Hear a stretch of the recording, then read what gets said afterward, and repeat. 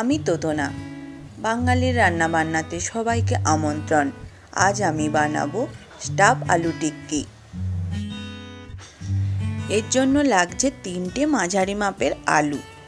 আলুগুলো আমি সেদ্ধ করে নিয়েছি।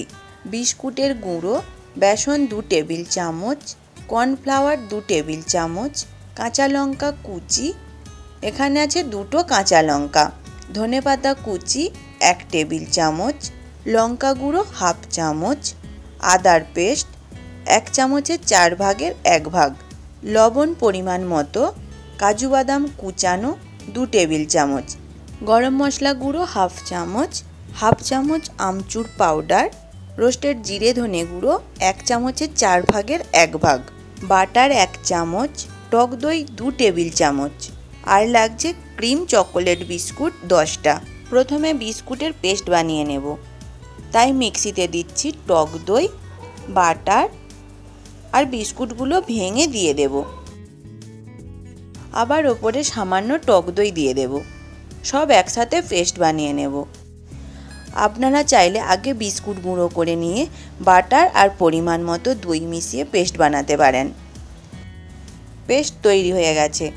এবার এটা একটি পাত্রে ঢেলে নেব। এতে দেব কাজু বাদাম কুচি। পেস্টের সাথে কাজু বাদাম মিশিয়ে নিচ্ছি।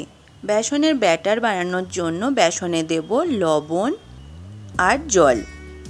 ব্যাটারটা একটু পাতলা করেই বানাতে হবে।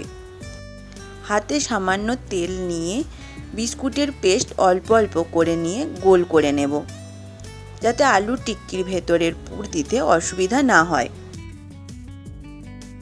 সেদ্ধ আলু আমি ম্যাশ করে নিয়েছি।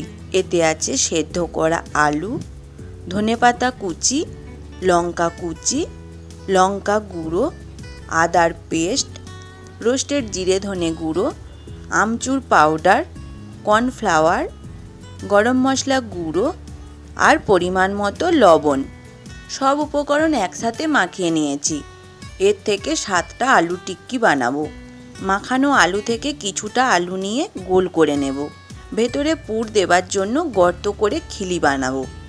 গর্তের মধ্যে দিয়ে দেব চকোলেটের পুর। এটা ঢাকা দেবার জন্য চারদিক থেকে আলু নিয়ে এসে ওপরে ঢাকা দিয়ে দেব আর 2 হাত দিয়ে গোল করে চ্যাপ্টা করে নেব। এবার এটা আমি ডোবাবো বেসনের ব্যাটারে আর এতে লাগিয়ে নেব বিস্কুটের গুঁড়ো।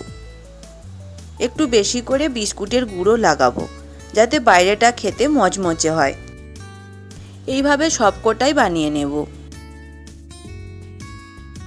আলু টিক্কি ভাজবার জন্য আগেই তেল গরম হতে দিয়েছি। এতে দিয়ে দেব আলু টিক্কি। 1 পিঠ হয়ে গেছে, এগুলো উল্টে দিচ্ছি। 2 পিঠই লাল করে ভাজবো। আলু টিক্কি ভাজছি মাঝারি আঁচে, যাতে ভেতরটা ভালোভাবে তৈরি হয়। 2 পিঠই লাল করে ভেজে নিয়েছি। ভালো করে তেল ঝরিয়ে তুলে নেব। এইভাবে সবকটা আলু টিক্কি ভেজে তুলে নেব। তৈরি স্টাফ আলু টিক্কি।